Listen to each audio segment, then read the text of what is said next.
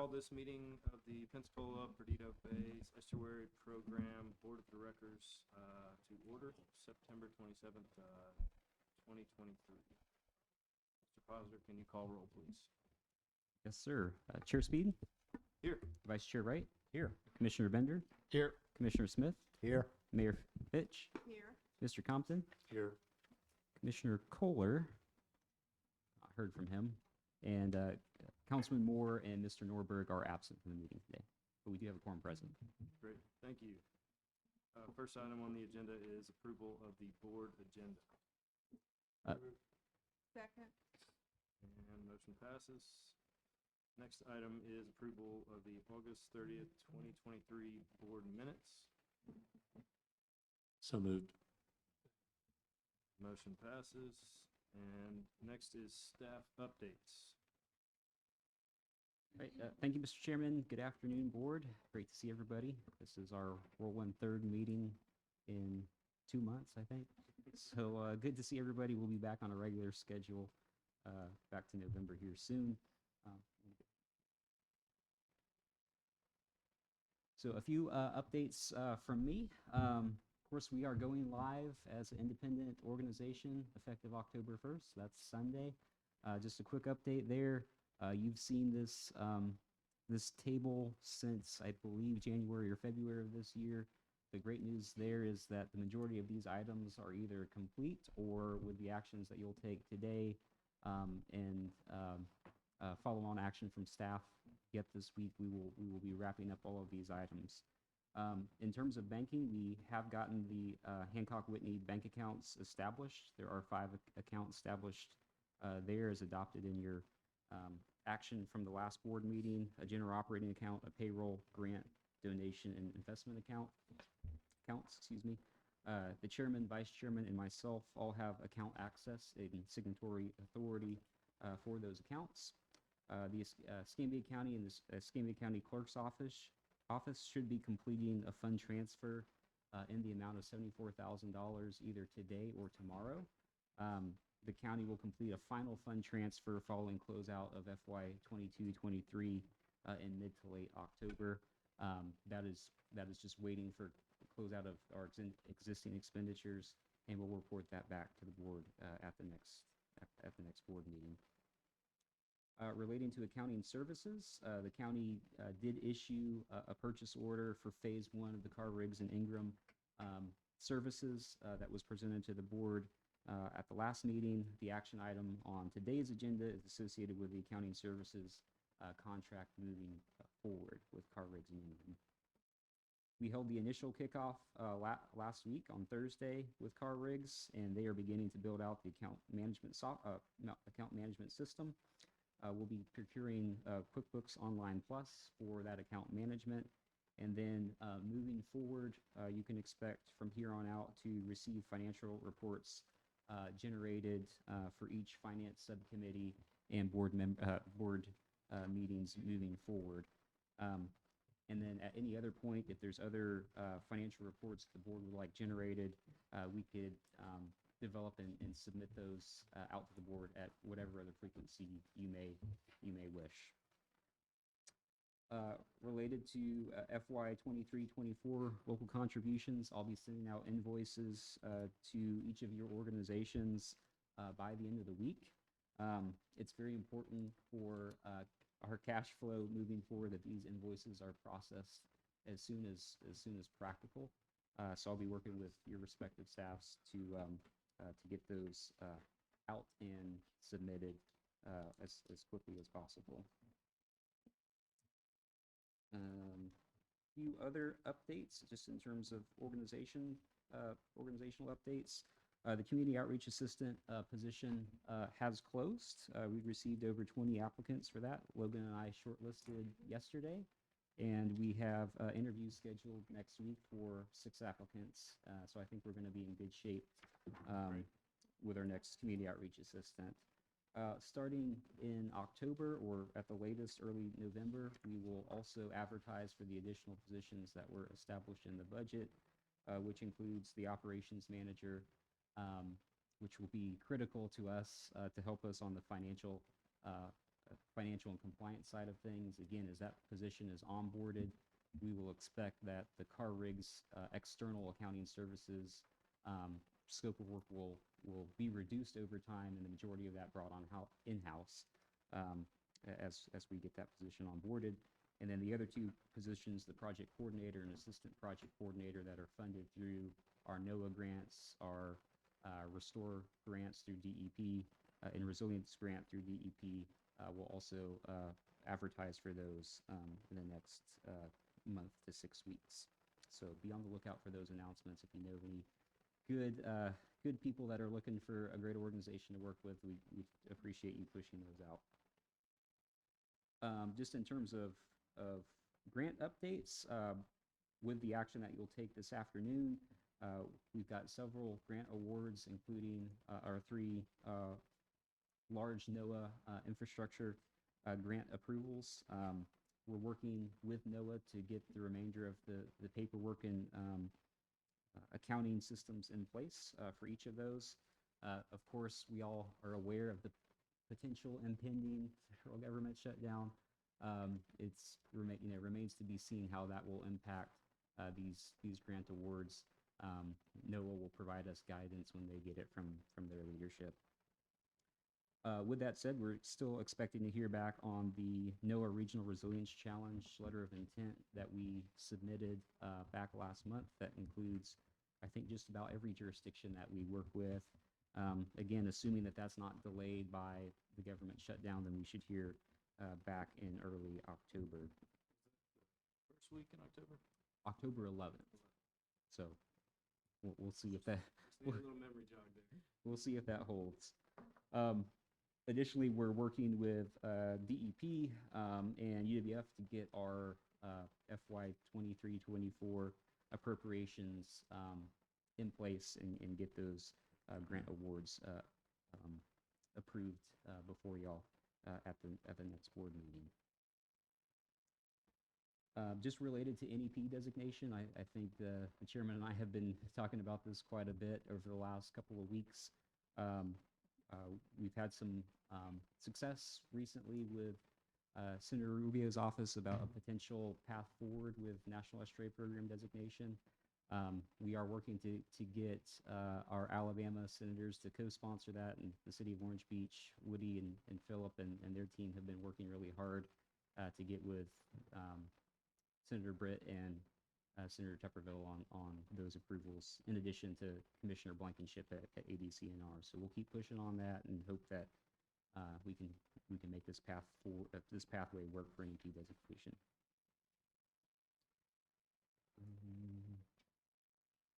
I know Logan's going to cover this in her update, but I just wanted to one, give a great appreciation to our whole team for a fantastic National Estuaries Week celebration last week. Hit it out of the park as usual, and we had a great time with the Community Grant Symposium. This is, of course, our third year implementing that, and it was always a great time to see the report outs from last year's grantees and awarding grantees for the new year. So again, we thank the board for approval of that slate back in August. It was great to see Senator Broxson made an appearance. He's been such an advocate of both the estuary program and our appropriations over the last 4 years, and it was great having him there to share a few words in opening remarks. How's everybody doing on their homework? I'm sure everybody saw my email just related to our first evening for the Estuaries Gala, which again is scheduled for Thursday, October 12th, 6:30 to 9 at the Coastal Arts Center of Orange Beach. We really need the board's help in getting the word out and getting attendees to come to this event. We've had great success getting a number of silent auction donations, so there's going to be a great list there. We've got great entertainment coming as well, so it should be a great time. Again, we're getting close, so we really need y'all's help to get the word out and get attendees to come to the event. Again, all proceeds that are raised from Evening for the Estuaries goes directly back into our outreach and restoration efforts moving forward. The first year is always the hardest, so we're going to see how everything works out, here, and then, just go and learn from it as we implement it into next year as well. And I believe that is my updates. Those are my updates. Excuse me. Any questions? Not, we'll turn it over to Whitney. I just have a few exciting updates. One of which is we were over in Orange Beach on September 12th to do our official kickoff for our Perdido Bay Restoration Initiative, which is our infrastructure funded project. And it was great to have everybody there in person. As you can see this picture, it's a lot of folks that are on this project from all different places. I tried to put all the logos on the bottom right-hand corner. I'm sure I missed someone. But it was good to see everybody. We actually put together this proposal, of course, all virtually. So this was the first time that all of us have gotten to sit down and discuss this project together and celebrate. Matt even had to open a champagne bottle with a knife to celebrate. Nobody was injured, yeah. It was a good time, and we kind of had each team member kind of go over the role of each kind of entity. So we were able to talk about our Living Shoreline Cost Share program and our outreach efforts that we plan to do with this project. And then we also talked about different shoreline assessments, the Perdido Islands restoration that's been planned, monitoring from the Dauphin Island Sea Lab, and then the Lillian and Bronson Field living shoreline designs as well. And then we had time at the end to discuss avenues for collaboration across the groups, and it all kind of started to piece together and come together. So we're excited to get that started. And then upcoming, as you all know, we worked with the Gulf Coast Research Lab and the Dauphin Island Sea Lab to conduct trawling survey of juvenile fish across seagrass habitats in Perdido and Pensacola last year. And we also worked with Kelly Darnell and her group at GCRL to do Tier 2 seagrass monitoring. So this is just a map output from the last year's report of the dominant seagrass species at each of the sites. So we also will have data from the National Park Service survey they also did. So those are those bigger gaps where there aren't stations. There actually are stations. We're just waiting for those data to be shared, but we wanted to go ahead and continue that survey. That'll be one of the action items later today to approve agreements for continuing the seagrass and trawling monitoring. And hopefully one day when we have our own boat, we can continue Dr. Heck's legacy and continue the trawling survey on our own. And he's happy to let us do that. So even though he's probably going to want to still come out on the boat with us. So we're excited to have that happen again this year, hopefully. So that'll happen in the next month or so. And we hope to get out in the field to do some of that with them if possible. And then the next slide. Is we've actually gotten to be in the field a lot lately. Haley and I and Molly have all gotten opportunities to go out. This one was with the Water Quality Lab through Escambia County. They needed some field assistance with their bays, bayous, and sounds water quality monitoring program that we assisted with designing to kind of increase that bay-wide monitoring. So we do a lot of tributary monitoring. And Escambia County was wanting to do more sites across more smaller water bodies through the bigger bay system. So we worked in Escambia Bay with them, and then Molly got to go to Big Lagoon and Lower Pensacola Bay, and I think part of Santa Rosa Sound as well. So really taking those water quality parameters, I listed some of them here, and it was a good day out on the water. There's quarterly sampling, so it'll be 22 sites throughout 11 water bodies, and so that will equal 40 sites per water body sampled over 5 years. And this is a randomized design, and we got to go out on the Water Quality Lab's new boat. I think it's still new. I think they've probably only been on it a handful of times, 8 to 10 times. So it was a good day out on the water with them, helping with that water quality monitoring. And then next slide. We also got to go out with Escambia County with seagrass surveys. And so I was the quadrat lady with my crazy outfit, And it was a perfect day on the water. As you can see, we were with several of the other folks from Natural Resources, and we were mapping seagrass beds over at NAS. And this will be our pre-baseline monitoring for the Living Shoreline project that's due to go in at Sherman Inlet, Magazine Point, and White Island. So we want to know what's there to start with, and then we can track those beds over time. So we had 2 teams. One team was actually mapping the outlines of each bed with the RTK, and then I was going in after them and doing quadrat surveys, so looking at percent cover of the grass beds, looking at epiphyte cover, which is the plant material that actually grows on the leaves of the seagrass, and then looking at any other, impacts of grazing, which we did see a manatee actually grazing grass while we were out there, which was kind of cool. And so we really had a good time with that. We got it all done in 2 days, I think. So it was a massive effort, long days on the water, but it's all done now. Did you report the manatee sighting? I did. Okay, good.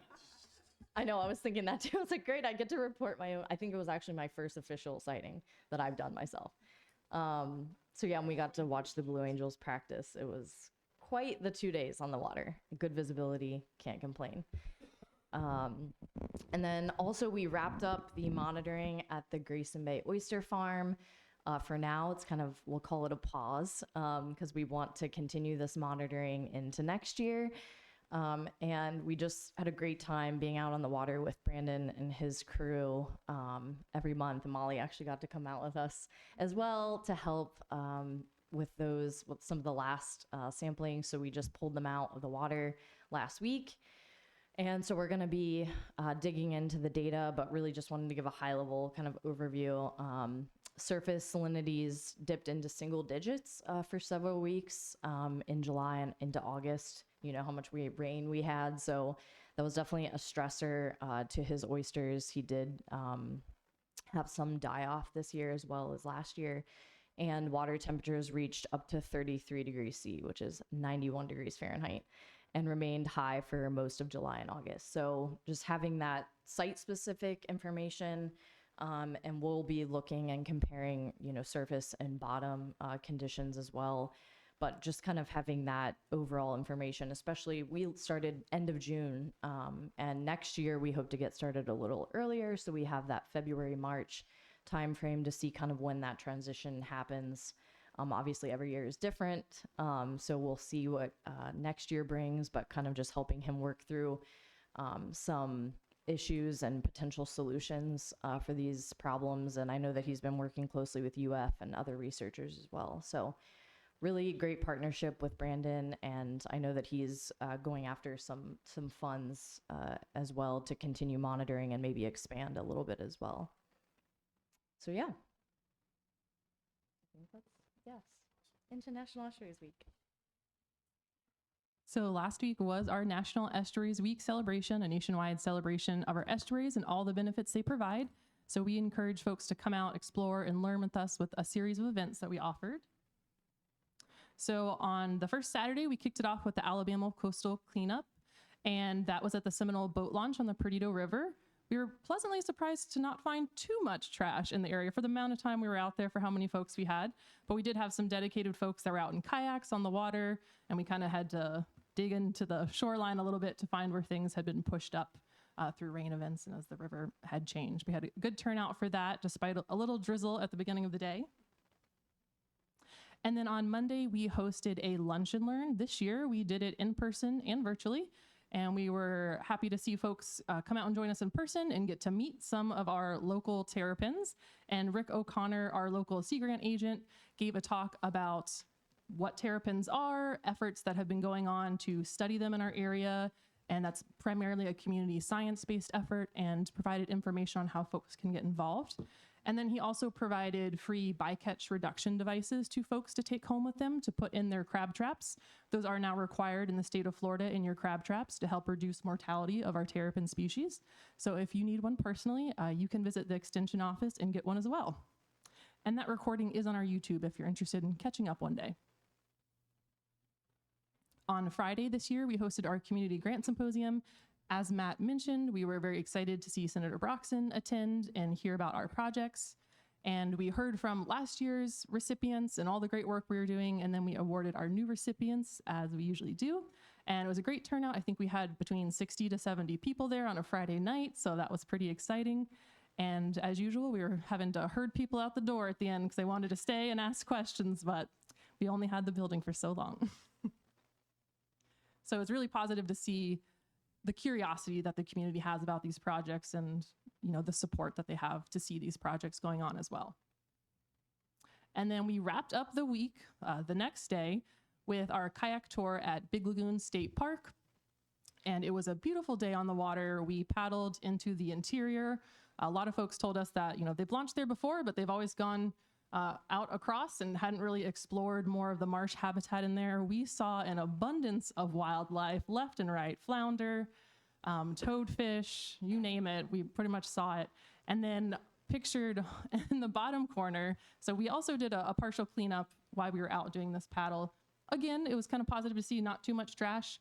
I will say Big Lagoon State Park has been doing regular cleanup since Sally, so I think they've got a good handle on that. But we did find some chairs kind of back in the marsh that had been there for quite some time and had been heavily colonized. And so when we pulled them up, there was a number of different critters that came out of it that we got to show folks, including the snapping shrimp and the toadfish that are pictured at the top, a little hard to see on the screen. But so a lot of great wildlife and a great time out in the water, helping people see what our estuaries really are. And now Molly is going to give us an update on the Trash Free Waters project.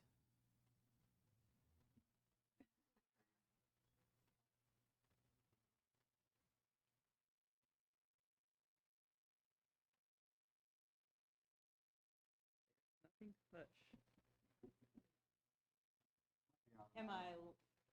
Hello? Yeah. Is it working? Okay, well, let me stand up. Okay, so a brief update on everything that the Trash Free Waters Project is, because it's really hit the ground running lately. It's been going on for 2 years, but as we wrap up, it's gotten a lot busier. So monthly monitoring is about to come to an end. October marks 2 full years that we've been at every creek for at least once a month. So that's been a really great turnout. Over 250 volunteers, individuals have been involved, and a lot of those were repeat participants. Over 6,500 pounds of trash across our regular boom monitoring efforts, plus the tactical cleanups that took place in the beginning to get those sites ready for monitoring. But at each of these sites, it's been really exciting to work with different volunteers that have come through. And like I said, that's wrapping up, but we're looking to partner with Keep Pensacola Beautiful and Santa Rosa County to assume responsibility of keeping the volunteers out there and keeping them engaged at those different locations. Go to next slide. And as the result of those monitoring efforts and what we found at each creek, we've started to brainstorm and work with folks in that area to look at litter reduction and prevention devices. So for Jones Creek, we were able to purchase, we just got the purchase order set up and ready to go, but we've got 45 concrete trash cans that are coming in. They're going to be 53 gallons. So they meet all the current specifications of what they use, but these will have lids and they'll be sturdy to replace units that have been kind of worn down over the years or replace ones that are no longer there. So these are going to be located in parks adjacent to the creeks throughout that watershed to encourage people to use them and have them readily available to folks in the park areas. And that was just a screenshot of one of the cans that we're going to be using. Similar in Pond Creek, we've decided with the folks over at Santa Rosa County that they're interested in purchasing solar powered trash compactors, and these are going to be about 150 gallon capacity. So they should reduce the amount of staff time that's required to come out and clean them. They have sensors, so when they start to get too full, that they'll be alerted and they know that they need to focus on them. Very low maintenance upkeep on these, and they can be wrapped. Again, this is just a sample, but they can be wrapped with different information. So we're looking to include some educational information. You know, this is the creek you're at, this is the watershed you're in, and that kind of information. So people see it, they're drawn to it, and they put their trash so it doesn't end up in the water. Next slide. And Carpenter Creek, we're still working out exactly what we want to do for that system. Looking to see where an implementation where the devices would be most useful. Next slide. And another element to this project as a whole is our Clean Campus aspect, which I gave a brief update on last time. I included an image because we started to get some of those items we purchased for the schools coming in. So the sign will be placed at the parking lots on West Florida High School's campus. Those problem areas that they identified through their own campus cleanups. They really wanted to include some signage, catch students' eyes, think about where you are and where your litter could end up. So we've got signage, they've got T-shirts for those who participate in this effort. So as students participate, X number of cleanups or whatever they decide, because it's a student-led effort and the teachers have really been working with them. I worked with them over the summer to come up with the designs for everything. So T-shirt and some aluminum water bottles to replace those single-use plastics on their campus, among other things like the water bottle filling station that we purchased for Gulf Breeze High School. And at the back, just one more. And another element is the community education campaign. So a broader campaign that is going to be active in all 3 of the creek systems. I actually just had a call this morning. We're working with a local film studio to create some video content spotlighting each of those creek systems. And we're going to include some volunteer testimonials from that as well. So over the next month, we'll be getting, photography from them, some drone footage of each of those creeks to really highlight this program, but the creeks themselves. And then committee update. You want me to do this now? I meant to push it further back in the slides. Yeah. But our Environmental Justice Committee, we met yesterday. We rescheduled previously from August, but we met yesterday. We heard from Ryan Kirby with Escambia County, shared about the county's ad hoc Environmental Justice Committee, as well as the new air quality monitoring network that the county has just set up. So he shared that with the committee just to provide some general awareness of other work that's going on. And the topics we discussed were further community engagement, how we can get more folks coming to those meetings and hear different issues and concerns to extend what we learned from our management conference and moving forward. And the next meeting will be November 14th. That's all. Can I ask a quick question? On the trash-free waterways, great projects. Thanks for all the effort there. What did you find most often as far as trash in the waterways? And did you find there was commonality among all the 3 creeks? There's definitely some commonality, but each one kind of had its standout. Across all 3, I'd definitely say styrofoam, especially where it kind of gets caught and starts to tumble and break down. All 3 of these locations have a lot of leaf litter in them too, so like whether it's pine straw or just regular leaves, and the styrofoam got in that and kind of crumbled up. So styrofoam was number 1, and then your standard water bottles and plastic bottles and stuff like that were secondary. And then depending on the use, I'd say fishing gear was probably in the 3rd place spot in most of them, but that was mainly in Jones Creek where I would see people frequently fishing out there and getting tangled up. Thank you.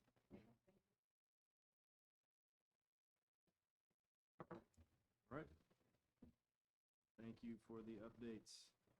Action items is the next item. Okay, so approval of a contract with Carr, Riggs, and Ingram LLC for accounting services. Yes, sir. You did see this at your last board meeting. At the time, you saw the scope and fee, but we did not actually have the contract approved or prepared. If you'll recall, we had discussion about pending no objections to just having that approved between last meeting and this meeting. It took a while to actually get the contract back from Carr Riggs. Mary Jane reviewed that, provided some edits to it, so it is ready to go and in your backup, and Mary Jane or I can answer any questions you may have. Any questions from the board? Yep. Yes, sir. All right, so the statute of limitations, let's talk about that. I see where they wanted a 1 year. We got them at least a 3 on your request to not include it. That's correct. My recommendation and edit back to them was just to delete that section in fully and allow, Florida statutes to be the governing statute of limitations, which would provide for a 5-year statute of limitations on contract-related matters. I think that their, point in including this and trying to get it to be just a 1 year is just to prevent litigation and to hopefully be able to force resolution through negotiation and mediation, as provided for under the contract. Again, when they came back with the 3-year, at least that was a compromise, so we felt it was worth bringing it to you, but we did want to bring that to your attention as, again, it is changing what the statute of limitations would be under Florida statutes. So by 2 years. And I guess what would it exactly pertain? I mean, what would be our claim? I guess would be the. It would be, and I think that's another thing to consider, and I think that's what they were considering. This is a pretty straightforward, simple services agreement where they are providing certain accounting services and all. Obviously, if they are, don't perform the services in the manner provided for in the contract, or there was some mistake that they made that, caused damage to you, bringing that claim, we would have to bring it sooner rather than within 3 years. than within the 3-year period. So hopefully we would recognize it by then. It's only, I think, a 1-year contract, and, with the idea that we would transition to doing more of these, this work in-house at the end. So to cut it back by the 2 years, I don't know that, that's a risk, but Sure. it certainly, still you have that opportunity to bring the claim. It is just, and again, there could be some questions that arise in terms of when does it begin to run? When does it begin to accrue? That's a complicated analysis under the law, but, you do have some opportunity to say, well, we just discovered it, and then you bring it within, the time frame of having discovered it. So again, there are some things that, depending on the circumstances, could affect it. But again, it's just really cutting it from what under Florida law is now 5 years to agreeing that it would be a 3-year statute of limitations. I mean, I guess, I mean, I don't think we're doing too terribly much that hopefully would be able to catch it within 3 years.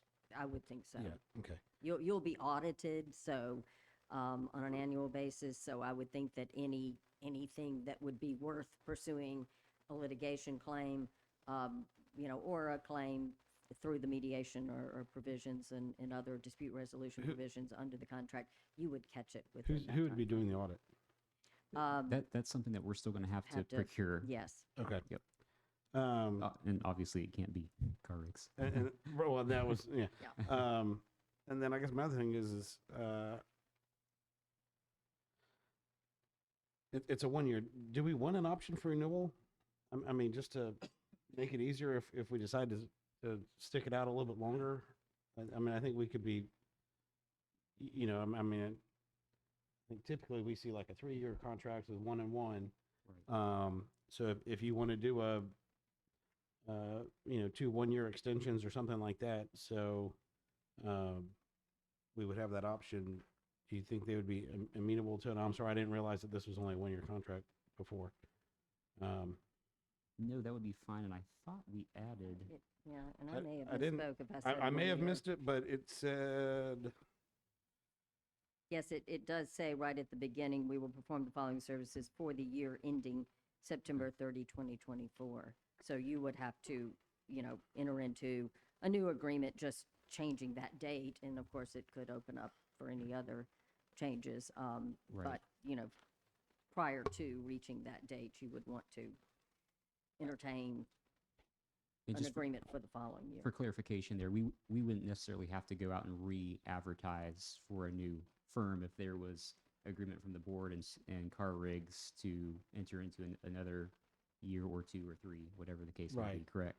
I don't think you would. Okay. If you want, though, for certainty on that to, see, I would think that they would agree to say, to add something that, this may be extended for additional terms. We could go I would ahead say it and do cleans it that. up. That way Yeah. it's already in the contract that Yeah. we can extend Mhm. it, and it doesn't look like we're bypassing procurement. Well, Yeah. What I would recommend good maybe point. is on that first page there where it says we will perform the following services for the year ending September 30th, 2024, comma, with the option to renew. For in 1-year terms for an additional total of 2 1-year terms. If that works for the board. Is it- So they would have 2 1-year additional terms if they wanted them. So it'd be a total of a 3-year contract. I think that would work. And we'll verify with car rigs. I don't foresee them having any objection to that. Already at the 5-year mark, if that happened, we'd have to go out and do an RFP process, right? Well, I actually would be saying it'd be at the 3-year mark. At the 3-year we would? Right. Okay. And I think the only question they might have, or they might come back with, is whether or not they would say, well, but we would want rates to be negotiable, or have some, opportunity for a percentage increase or something. I don't know that they would. They may be willing to stick with this Okay. for 3 years, but that would be the only thing I could, anticipate they might raise. All right. Let's see here. If you're ready, unless there's any other discussion, I'm trying to figure out how to make this motion. Sure. I would move the approval of the contract of Cars, Riggs, and Ingram with the addition of adding 2 1-year renewal options. And then Mary Jane, I guess, could we, typically there'd be maybe a few percent that you could go up, subject to a no more Right. than, Yeah. what are you gonna say, like, Little cap? some yeah, like sort? 3 or 5% increase? 5% is probably. 5%? I think that would be appropriate. Again, we can wait and see if they even ask for that, but if the Sure. board wants to go ahead and say you would approve it up to a 3% or a 5% Robert, I'd wait increase, on that, whichever. we and I'll could tell you do why. that. I did this with audits with Salt Marsh, and we went a few years before we had to do an increase. So I agree with you. I'd wait till they ask. Okay. We won't proactively bring up The increase, The but yeah, increase. but just see if they'll do 2 additional Just the 1-year term. terms. Okay. Agree. So that would just be, let me just say it this way. So I approve the contract then with the, and then also trying to add the option to extend for 2 1-year terms. Second. Okay. Motion made, as stated, with, to approve the contract with Carr, Riggs, and Ingram for accounting services. And motion passes. Okay. I think I got that right. Next item, approval of a contract with Beggs and Lane, RLLP for legal services. Of course, I think Mary Jane may just want to stay at the podium there, but That's what I thought. I just we figured. it's been a whirlwind 6 months, 9 months. I'm not sure, Mary Jane, how long it's been, but Mary Jane has been incredibly helpful, and Beggs and Lane as a whole get us to the point of becoming independent October 1st. I'm requesting that the board renew the contract with Beggs and Lane for a 3-year period through September 30th, 2026. That does provide for the option for increases to the fee amount, and then specifically, Mary Jane is looking at retirement at some point in the nearish future. So we may not always see Mary Jane, but hopefully we will for at least the next year. And we know that they've got very competent attorneys on staff that I think Mary Jane plans to engage over time. That's correct. I anticipate I will still be with you in the next year, but would like to bring one of my associates, senior associate, or another partner on to perhaps take it over in a year or two. So, Is that like the same hourly rate, or is that, so or the do you, or? yes, the 275 is what our current contract has in it, and I will tell you that is a discounted rate. Our rates are, even for local governments, are typically higher. So don't tell Gulf Breeze and the Island Authority, although they will probably find that out. I'm sure the mayor would. But that is how we've done it in some of these multiple year contracts, is though we do have the opportunity to come and ask you for an increase, in that percentage amount. I will tell you, we don't always do it, but, we might. So Well, we I would just want say that option. I appreciate your support of the program then. Thank you. I will say, let me just mention that in the current year, We have been sending our monthly statements because that's what the contract provides. We have not yet billed, however, for August and September, which have been very busy months. That bill will come in probably October. We will have done more than $10,000 worth of work, even though that was the cap, but these next billing will take us over that. I don't know exactly how that works in terms of whether that would be paid out of the next fiscal year's funds because it's not due yet or what. But again, given the transition, we had, we've agreed with Matt that you could kind of hold off paying these bills until you get your bank account set up and can pay out of that. Right. I just wanted to bring that up. So. Yeah, and just, for additional context there, once all the fund transfer happens into our account, we'll be able to pay Beggs and Lane for the services provided, to date. And then my direction would be in at the November board meeting to process that, minor change order for Beggs and Lane. I think it'll probably be in the amount of a couple $1,000s, if I would that. say with the September amount, which I don't know what that is yet. Sure. It could be in the neighborhood of 3 to 4, I would say, and Sure. somewhere in there. I can't give you an exact number right now. but- I mean, I'd say this is an exceptional year and probably more work than what we'd see in a typical year. I would so would I'm definitely not agree with that. Yeah. I'm not concerned about it with the transition process and everything. It's just, it was a lot more work. Standing up the organization. Yeah, Yeah, I mean, I it's think pretty it's worth it. significant. Minor things. Right. And yeah, definitely on behalf of the board, I'd like to say thanks for everything you've done. I know it's been a heavy lift for you and Matt and the rest of the staff. And while I'm here, just one more update on legal matters. We are working on our application to the IRS for the 501c3 determination, which will allow contributors and donors to then claim, the tax deduction for those. We're working on it. It's a lot of detail, but we've got the Beggs and Lane senior tax partner working with us, and we hope to get that filed in the next couple of weeks. So.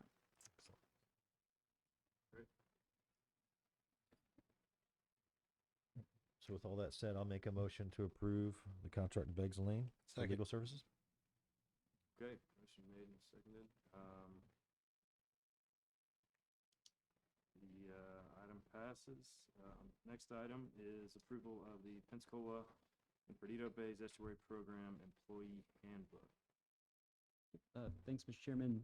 As you saw from the last board meeting, we had the Operations Procurement Manual. This is the other addition to the policies and procedures that we need to have in place. It is our employee handbook and is based off of the Tampa Bay Estuary Program handbook. We do know that, again, we need to have policies in place. I would expect that there probably needs to be some tweaks and changes over time. And if that does come to pass, we'll certainly be bringing that back to the board at the next available board meeting. Great. Any questions? Yeah, I've got a couple. Is everybody on a 7.5 hour work day? I'm sorry? What it's a 7.5 hour work day? It says the normal hours are 8:30 to 5. That's probably, again, just a copy over from the Tampa Bay program. Our staff generally works a flex schedule for the most part. Okay. But, usually in the office between 8 and 5. Okay. Monday I was through just, Friday. Yeah. And then did we get the FRS issue resolved? That is something we're still working through currently.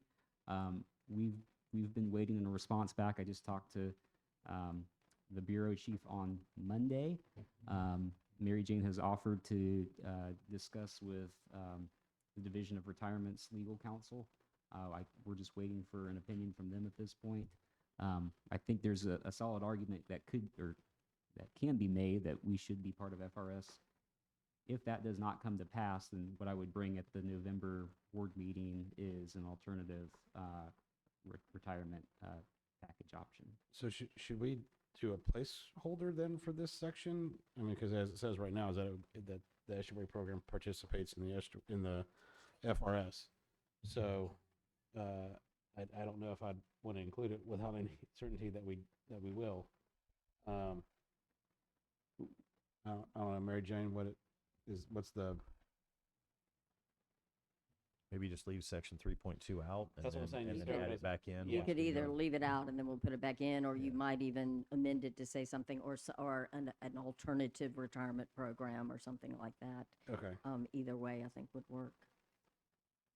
I think the way It- it's Well, I'd be more comfortable approving if Without- FRS doesn't work out and you have a different program. I'd be more comfortable with the board approving whatever that program was. Sure. So Certainly. I would suggest we just take 3.2 out and maybe put it's still in progress, and then we can amend it to include FRS or take formal board action to approve something. okay. I think that works. And then also, under 2.43B1A, which for everyone paying attention at home would just be the PTO. We say that we can carry forward 175 hours. I think that's excessive for an organization of this size. I would say something closer to 40 can be carried over. And with that, I mean, again, there's still, the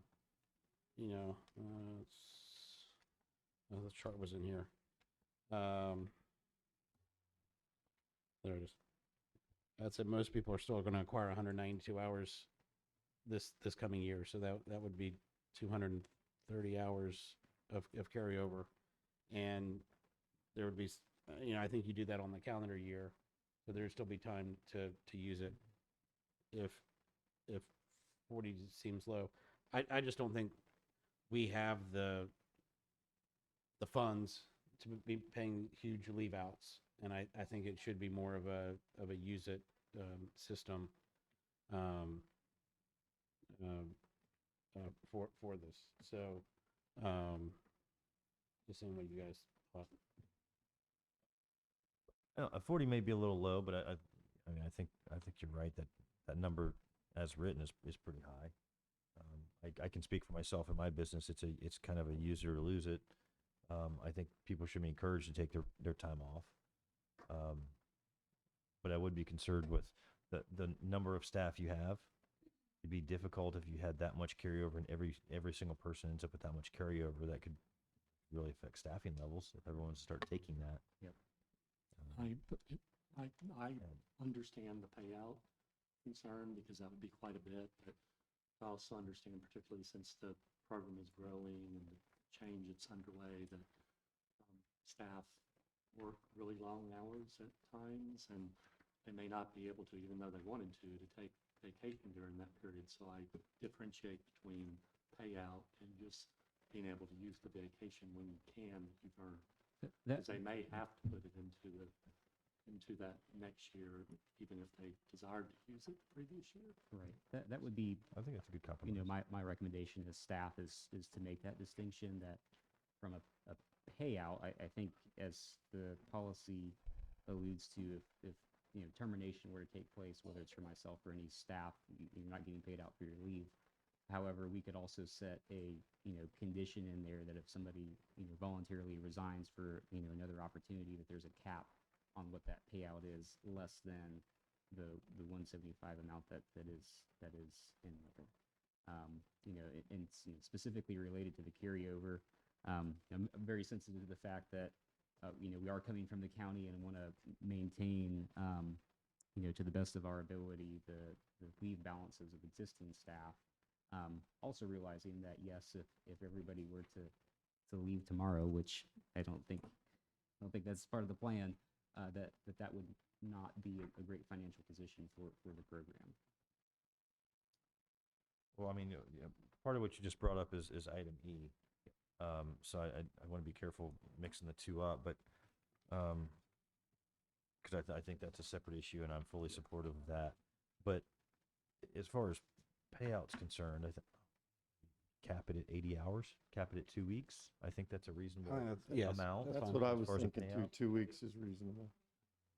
So we would amend that section to say that 80 hours could be rolled over to the next year, and then also, and I'm sorry, I hadn't even gone back to look at what could be paid out upon termination. Well,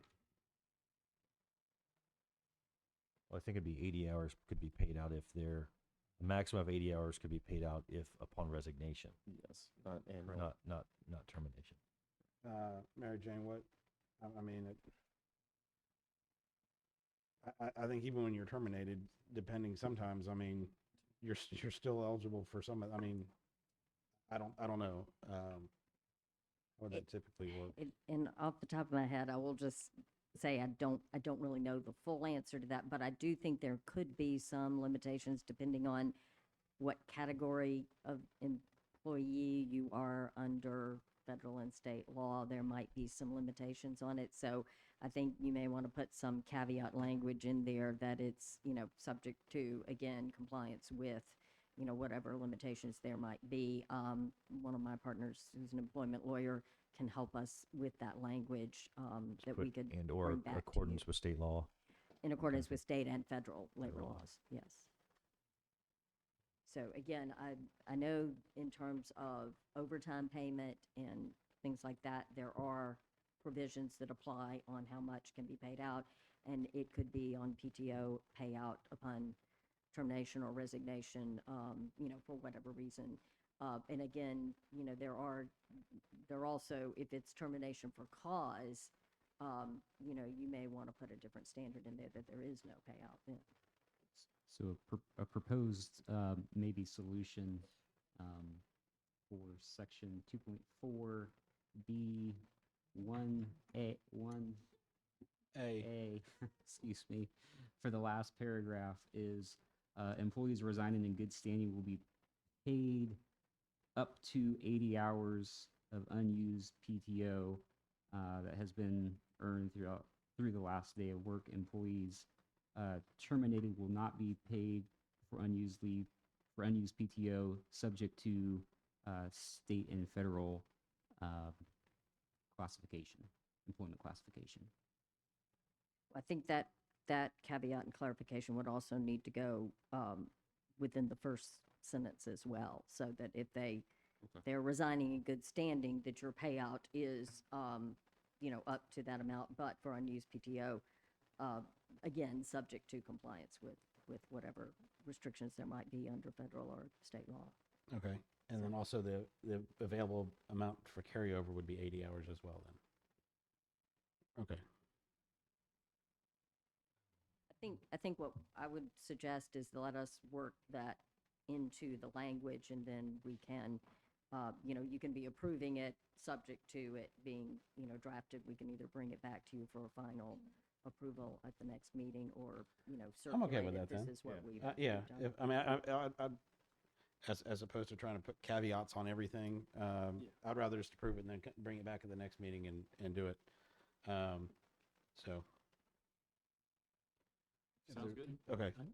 Just one other item, if I could, on the 2.4 leave, just for discussion, I think it's a good statement about leave. It covers your spouse, your parents, and children.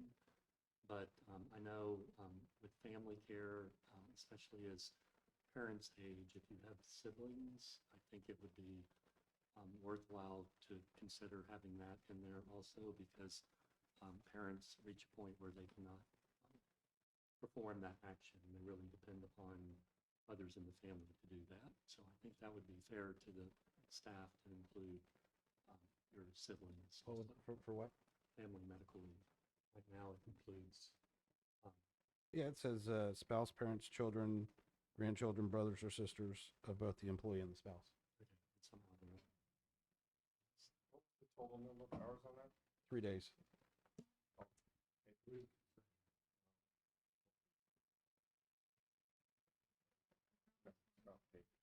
That's death. I was looking at. FMLA, sorry. Yeah. So, sorry, I thought,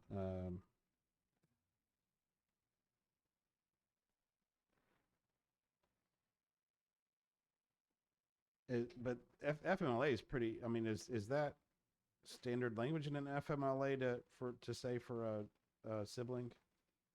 I don't believe siblings are covered. Again, I'd have to check the statute. Yeah, I haven't looked at it in a while. But we can have again, it- FMLA is what's required, what you're required to do. You can always, go beyond that. But FMLA establishes the minimum that you're required to provide. Okay. And again, I'll say that this language is carryover from the adopted Tampa Bay program from October 2021, so it was fairly recent, but Yeah. again, we can certainly look into that as well as a potential addition in compliance with FMLA. This family, I've dealt with this several times. It's standard 12 weeks without pay. And so whatever we would decide as a board, obviously wouldn't pay 12 weeks. And then the individual has to submit some sort of care plan to adjust, what the long-term plan is. So that's federal statute. I mean, and so there's not much we're gonna be able to do. We're gonna have to comply with that. And I'm not sure, though, what, that is for employers who employ a certain number of employees. There are different provisions depending on the number, and so I'm not sure where you fall in that. You may fall below what, those requirements are, but as a matter of policy, you may want to do this anyway, and just go in and meet those, whether you're required to under those statutes or not. We would have to, I'd have to look, at what the statute is today to, assure, but I'm sure this complies. I don't know if you could do less. But again, the minimum I think is captured here. Yeah, I think it's important to have it there. The thing I would worry about is if for some reason the organization, the number of employees doesn't apply to FMLA federally, but then all of a sudden you hired one person and it Yes. changed, That can I wouldn't happen. want to have to go back and re-adopt the new handbook. So you know. I think it is Good 50 point. employees, but I don't know but what it is. again, it's, as she's saying, that's a requirement for those. It doesn't mean that we can't still adopt it because we think it's the right thing to do. Yeah. So I'm okay. So, okay. If there's no other discussion, I'll make the motion then. Okay. So I make a motion to approve the employee handbook, holding section 3.2 FRS until a final determination or a new plan is presented. And, so that'd be my motion. A second. Okay, And then just as a caveat is that bring the other stuff back to the next meeting and we can change it then. I didn't need to put that in the motion. that's all right. Motion made and seconded to amend the handbook and approve for now with the understanding that we'll see a revised version at the next meeting. No objection, so passes. All right, next item, approval of an executive employment agreement with Matthew J. Posner to serve as Executive Director of Pensacola and Perdido Bay's Estuary Program, Inc. This is making a large assumption that you'd like me to continue on. If not, then the rest of the team has this covered. Certainly as we transition, you do need to have a contract in place with your appointee as the executive director. This contract's been drafted by Mary Jane and reviewed by me. It does propose a 3-year contract term. As stated in the board recommendation, I am asking for a flat $100,000 base salary, which is slightly above the current base salary that's adopted in the FY24 budget of $97,715. Just related to that, I've had conversations with most of you that the 4% COLA for FY22-23 has still not gone into effect for me, but it has for the remainder of staff. And so this, in one way, addresses that issue, and it also makes it a clean number for the contract, and then also deals with in watershed travel that I have not billed for in the past when using my own vehicle. Otherwise, I think the contract language is pretty boilerplate for the most part. I think Mary Jane can answer any questions you guys may have on contract language. And happy to either stay here or step out if you prefer. Let's not talk about that. Mr. Chairman, I like just a comment in relation to the going from the 97,715 to 100,000. You know, quick math, that's about 2.4%. And if we've got a 4% COLA going in for all employees, personally, and I'm just speaking for myself, I feel like we're shortchanging you. I think if we're gonna do a 4% COLA for everybody, I think you should get the same 4%. That's just my opinion. Yeah, so the clarification there is that that was adopted for this current year. It just has not been paid through the clerk's office. You know, and I don't know if that's necessarily going to be resolved at this point, and that's okay. I just want to make sure that we're clean moving forward.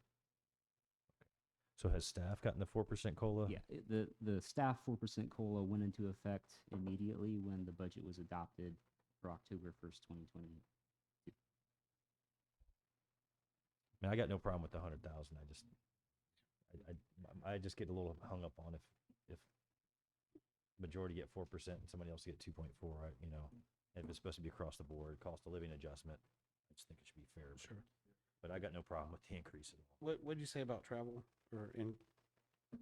I was just remarking that over the last 2 years, basically, if I do any same day travel, you know, for meetings or in watershed work, and I take my own vehicle, I don't request mileage for that. Now, if it is an overnight trip to Tallahassee or, you know, an early session or something to that effect, then I do. I don't always, but Sure. sometimes I do. You know, Yeah. try to make sure that the travel budget is there and available for all of staff when we go, so we can go to more of these. So I just couldn't hear if you said it was addressed in here or not, and I didn't see it. So that's why. But no, that's fine. Yeah, And I would agree with that. Yeah. yeah, and I mean, I think. Yeah, I mean, well, so let me ask you a question. If it's same day travel, but you have a situation drive from here to Panama City. I mean, that's a pretty significant drive. If I would expect that you'd claim mileage on that. You know, it's one thing if you're running just around town, right? I mean, if I'm running around Santa Rosa County, I'm not claiming any mileage, right? It's just part of the job. If I got to go to Panama City or something like that, I mean, I think that's fair. So I'm just going to ask you that as an employee of the program, don't shortchange yourself. You know, you wouldn't expect Whitney or anybody else that's an employee of the program to do that. So I don't think it's fair to do that to yourself either.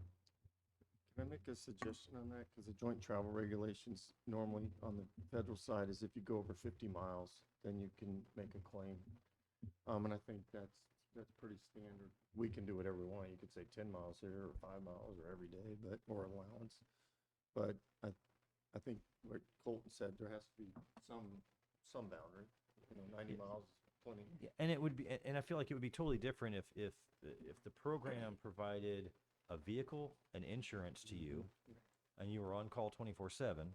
My opinion would be completely different because you're expected to come and go and do everything, and the vehicle's taken care of. When you start talking about putting wear and tear on your own vehicle, your own fuel, I would never ask one of my employees to do that. I agree with Paul. However, it works out the best, whether it's in some allowance or if it's in your salary or something. If I might point out, the way we worded it in the contract, it would be reimbursement in accordance with the policies and procedures of the organization. So that would, we didn't say the personnel or the employee manual, but those would be the policies that would apply. And in section 5.4, there's a full section on allowable travel reimbursement. It does reference, you know, the GSA standards. I don't think it references state requirements there, but most local governments are subject to, you know, what the state allows as well. And even though technically you're not you know, you are what we call an instrumentality of government, and because all of the members are local governments, I think it's wise to abide by those requirements as well. But I think these are compliant, and we'll, you know, certainly assure they are. But I think that's what was intended in that section, is to just reference back, and the reimbursement would be in accordance with policies that apply to any of the employees. Yeah, my point is, I want to make sure we're not mixing up the salary Right. and the travel situation, and I want to make sure that as well intended as you may be, trying to protect the program and protect the budget, if you're traveling and it's a legitimate traveling expense, right? Yeah. And you can look at anyone on the board and say, I traveled for this reason. It was a legitimate part of the program. Then I don't want you to shortchange yourself because you're concerned about what it's going to cost. You wouldn't ask Whitney to do it. You wouldn't ask anybody else to do it. You know, treat yourself the same way. That's I what I don't- was gonna say. It's Yeah, I just, I but we just need to, I don't think that's necessary. maybe hard to figure out what that is right now on the I- We'll just buy you a new car. Hold on. I already got one. Making payments. Sorry about Um, opening that can of worms. No. I don't think that's necessary. I mean, it's just doing, following the other practice of just requesting mileage for Yeah, just claim it. for the miles Just actually claim it. traveled. I need to figure out a way to make Molly whole too for the work that she's been doing as part of the Trash Free Waters traveling as well. So, I think that's fine. I message received from the board. And just make sure you're taking care of yourselves and being fair, and at the same time being wise with the dollars. Commissioner Wright, I agree with you though about the COLA raise and the 4%. And would really like to see that as a part of the motion to go ahead and make the raise at 4%. Just to be clear, I'm not asking for anything above the 100,000 direct. So I think that will make everything whole on my end. Nothing more. That's just the flat base that I'm asking for. So if the motion's that, then it's good. I don't need anything above. Good. Just one comment. In the contract, it looks like your annual evaluation is coming up on October 1st. Commissioner Bender and I spoke, and he's going to forward your previous evaluation to Mary Jane. She's going to send it to me, and I'll get with my HR department to see what kind of questions I can throw at you. Perfect. When you said your HR, I thought you were just referring to yourself. Right, So right. But we'll get together on that soon. sounds good. All right, Fantastic. I'm gonna step out and make a motion. I just did some quick math. 4% goes to 101,623. I don't think $1,600 is gonna break the program, and I think that's while it's a weird number, I think we got to be fair and consistent. And that's just what I would do in my business. So I'm gonna make a motion that Matt Posner, we approve the agreement for a 3-year period, and we increase the pay by the 4% of $101,623.60. Second. Okay. Motion made and seconded. just doing the math, and I was like, yeah. Motion passes. Silly. Mr. Director. Much appreciated. Thanks for the board. I appreciate the support, and I know it's a cumbersome deal, but looking forward So to the continue. headlines read, he goes from 5 digits to 6 digits. What does the media table say? Or Here's what it the, is. The press table say? Right. Did they get that? No. All right. She's uploading the presentation That's it. to the press room back there. Okay, next item, approval of resolution authorizing carried forward of employee leave balances. All right. So I'd say typically I don't have an issue concern with this. My issue is the liability that the Escambia County had with Matt's previous employment, and I don't think it should be put on this entity. And so, I don't know, Matt, I heard you met with our HR. What'd they say? Not about this issue. What? Not So okay. No. What was? we just met with HR for the whole transition, and this was 2 or 3 weeks ago, versus payout versus carry forward. And my statement to them at the time was that I was bringing this resolution forward to the board to carry forward all staff's existing PTO bank, Okay. not going to the I payout. misunderstood the conversation. I thought you had said it had already been done, and that's where I was okay. lost. So I would say this, for Whitney, Logan, and Haley, I wouldn't have any issue with, because they've been employees of the estuary program the whole time. I think we need to figure out what Escambia County owes Matt, pay that out, and then and go that way. Again, I don't think it's right, because you said you had 200 hours on the books. I don't feel that's right for the estuary program to assume that liability when the majority of that was accrued under Escambia County. Now, he said that, of course, he's taken leave, and so that's whittled that down. he should have been paid out when he came over here, you know, and so that's how I feel about that. Is there a way to separate that?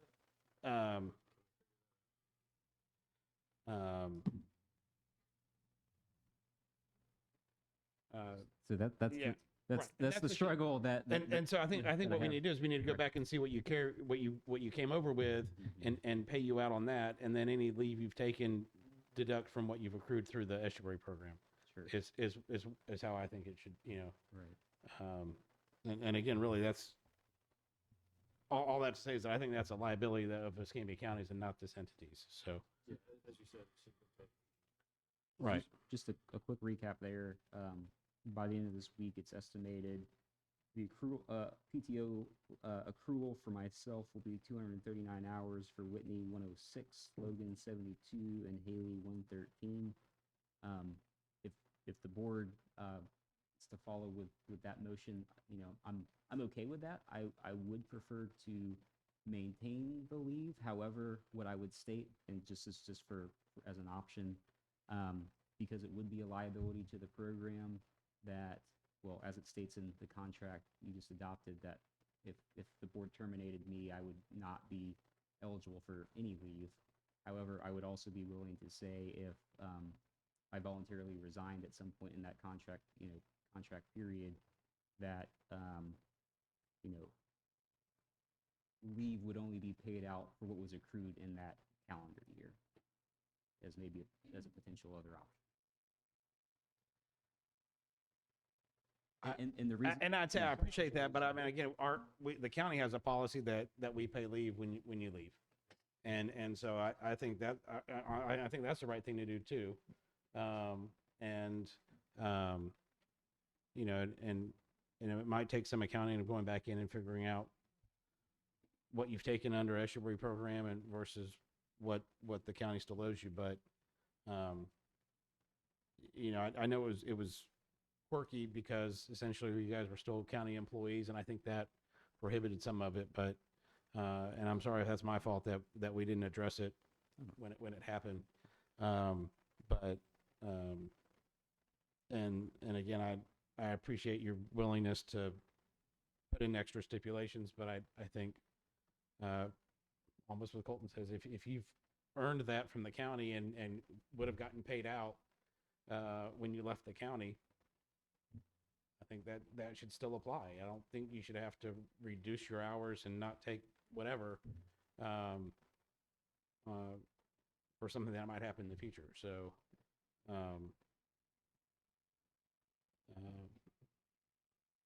anyway, I don't disagree with that, and I think regardless, you're getting paid for it, right? So it's not like you're losing anything. You just kind of bumps your leave.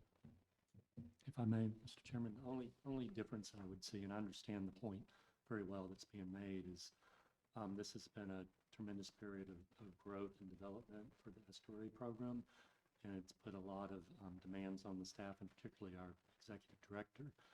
So, you know, it's both with the growth of the program and the changes to the program, and then the funding that's been raised to support estuary efforts is just enormous, and all of that is a lot of time on the back of the staff and other partners too, but I would expect that the reason that Matt has more hours right now is he hasn't been able to take off, and sometimes more than money, especially during a really growth period of a organization, the time is important.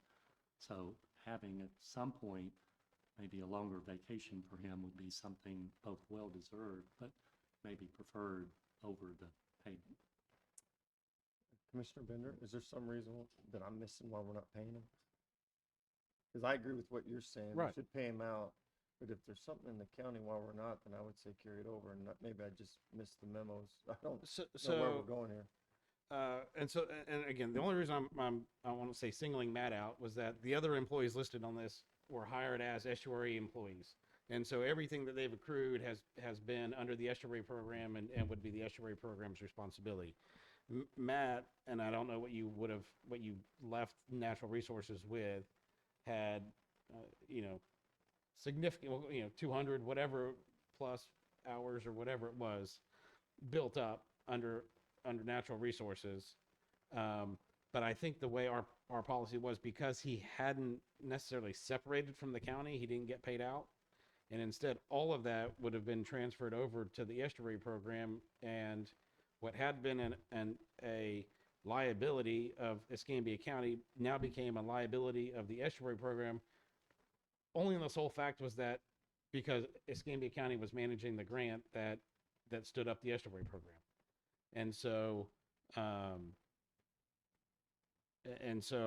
think if we can work this, figure out what's been taken off and everything else, and pay him out what he received in natural resources, figure out what he's earned under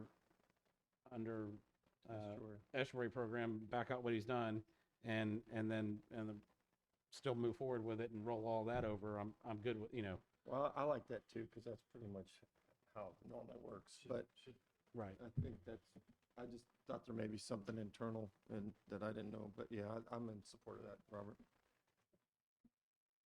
Yeah, I mean, me too. I want to make sure he's made whole and he's not Right. penalized for the Right. circumstances. Right.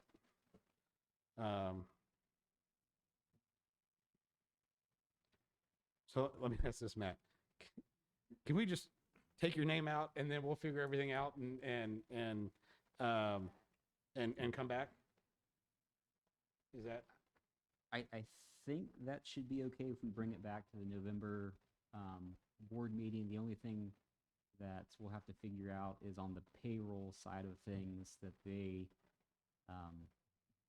are populating the appropriate leave balance when that goes live. So that's the only thing we're going to have to figure out. I think on the county end, it should be easy enough. So switching between Restore Program Manager as my county position was a non-exempt position, which accumulated annual leave and sick leave, versus Estuary Program Director, which is an exempt position with PTO based on the county, Right. The county system. So there's a distinction, distinction there. But my understanding is when I transferred into the Estuary Program Director role, the annual leave simply just converted into PTO, and then all the sick leave that was accumulated went into ELB, which I don't know if that's typical in other local governments. It's a county thing. Basically, if I had to go out on, extended medical leave. All right. Could I make just a procedural suggestion? Yes. I think it's fine on the resolution just to take Matt's name off of that, but you may also want to entertain a separate motion just with your conceptual agreement to accept what has been accrued while he's been serving as executive director of the estuary program, but not what accrued before.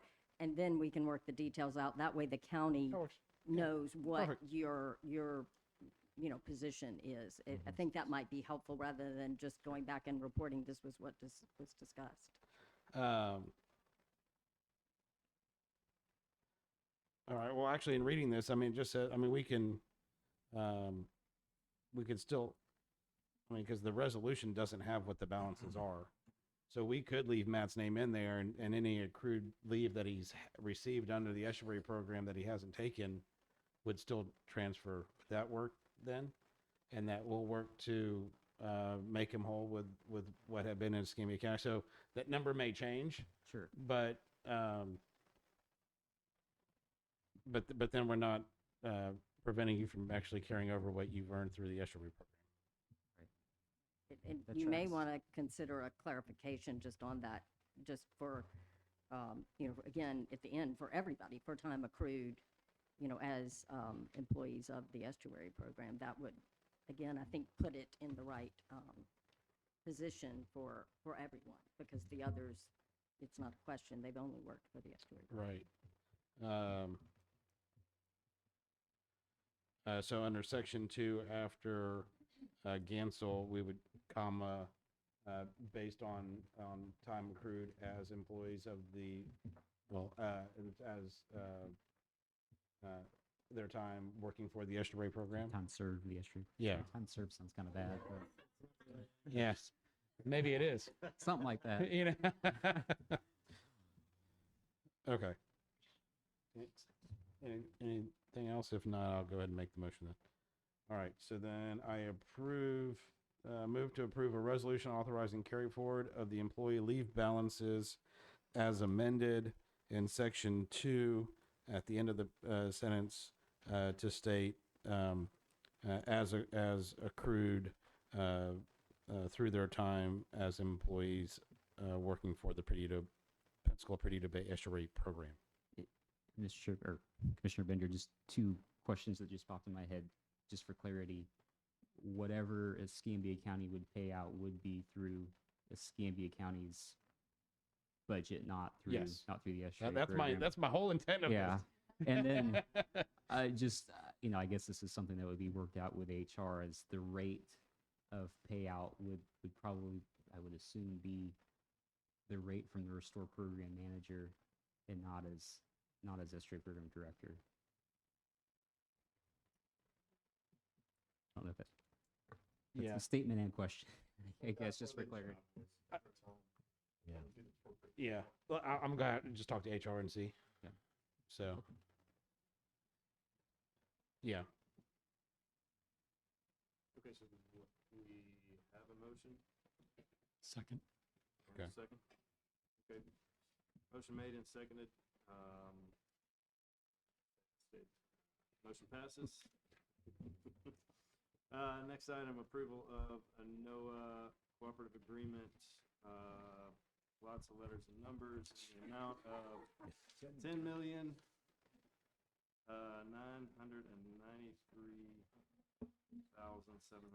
for Pensacola Bay System Oyster Restoration Initiative. That's a mouthful. It's a lot. Any questions? Okay. Listen, I'll just say this. Hats off to staff, right? I mean, to go out and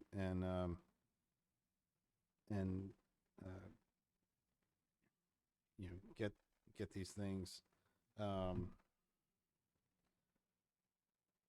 don't think. Yes, here, we've got it further down also. So, again, I just want to recognize it. It's something that we are going out to, it's the relationships that we've built that are, I would say, fostering these opportunities. I'd say that they see the good work that we're doing, and either it's inviting us or supporting us to be involved. So I think that speaks highly of the program itself. So $10.9 million is no small amount, particularly for such a small No. team. It's no joke, and That's it's just small the group. first one on No the agenda, kidding. right? So, the staff is definitely doing good work. I just want to say, I had the random opportunity to sit next to Lori Rounds at the Perdido Bay kickoff a couple weeks back, and so, I mentioned to her that I've been to a couple of no meetings in Escambia County over the years when she was in a different position, but these are people that we work with and have worked with for years that Matt knows, and I think it just speaks to his reputation, his relationship with these agencies as well. I think this is just really just the beginning, and we're not really in the beginning, but we are in a certain sense. So, hats off. Almost 11 million on this one. We've got more coming.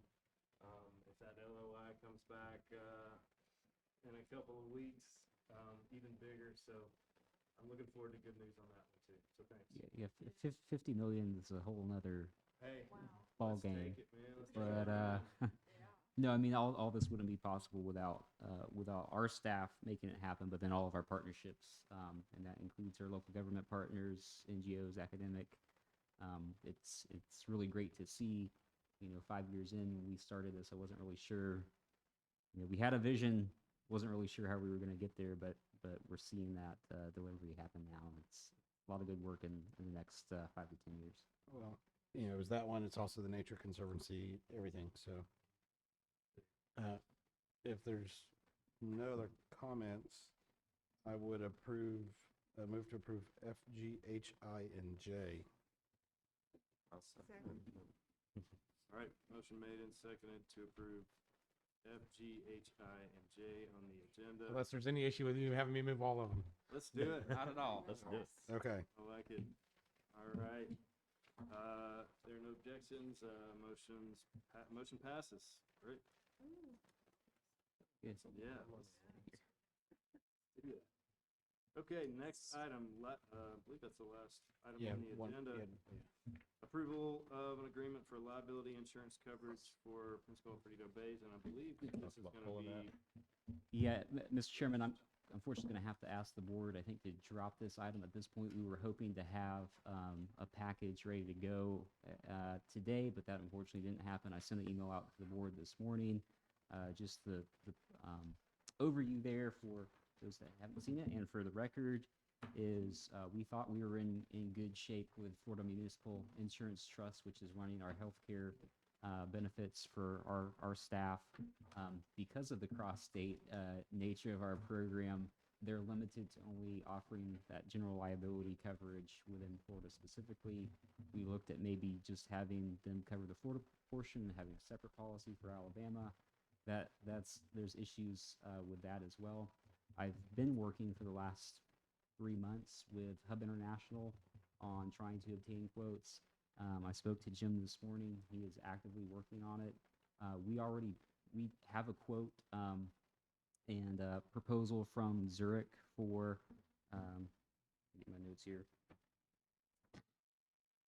for directors and officers coverage and employment practices and third-party liability coverage. He was just working on getting those final numbers, so we will certainly share that with the board once we have it. He is working on the workers' comp quote as well.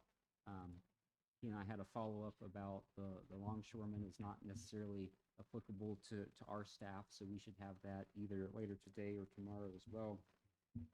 And then he is finally working on the full package of general liability, property, auto, and watercraft coverage as well. So I do think we're going to have everything together.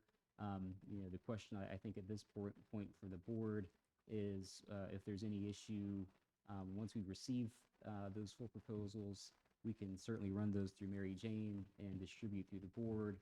But in interest of time, if there's any issue with either myself or the chairman signing off on those and ratifying at the next board meeting.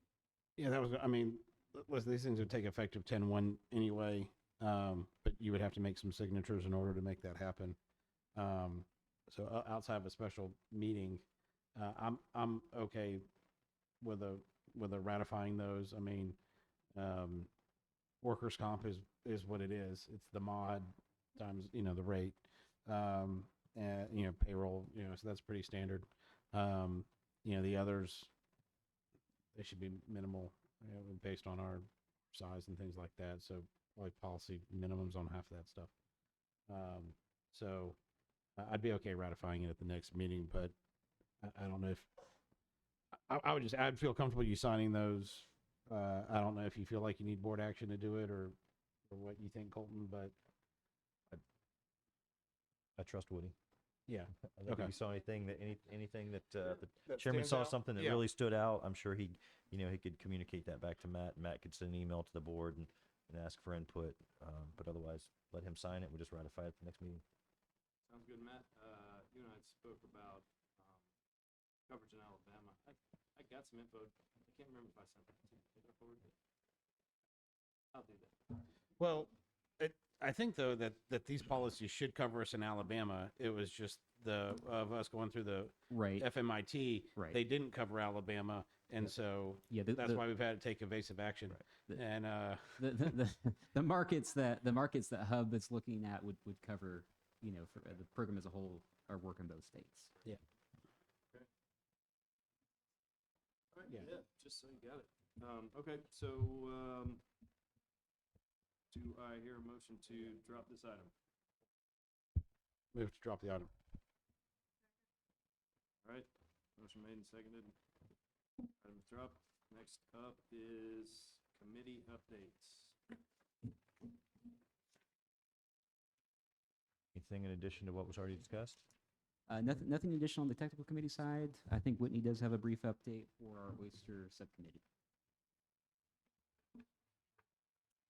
As you can see with my ghost earrings, we're going to actually have an oyster subcommittee meeting on October 26th. So it'll be very Halloween-esque. We're going to be talking about oysters, surprisingly. I just wanted to save the date. We are actually getting some feedback from our subcommittee members to kind of base the timing of that meeting on their best availability. We've been usually doing an alternating schedule of doing a day meeting and a night meeting to make sure that everyone can participate.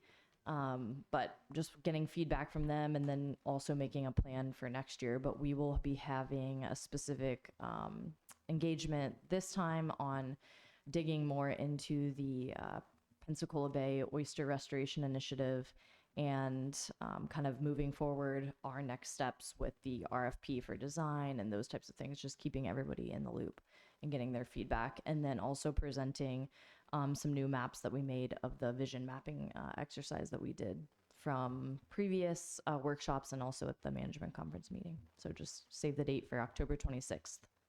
TBD on location, but it most likely will be at the Santa Rosa County Extension Office.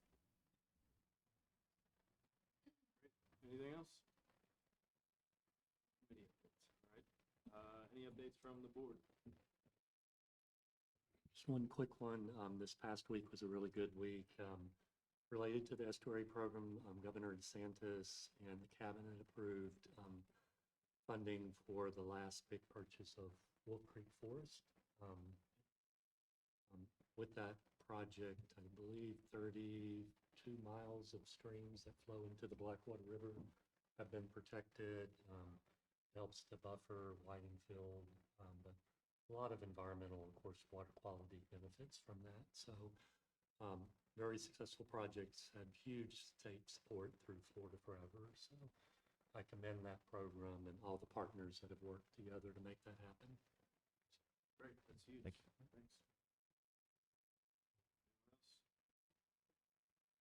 Okay, we can open the floor to public comment. Anyone? Takers? All right. Yeah, media table. Speak up, please. Okay, well, if there's no public comment, then entertain a motion to adjourn. Move to adjourn. All right.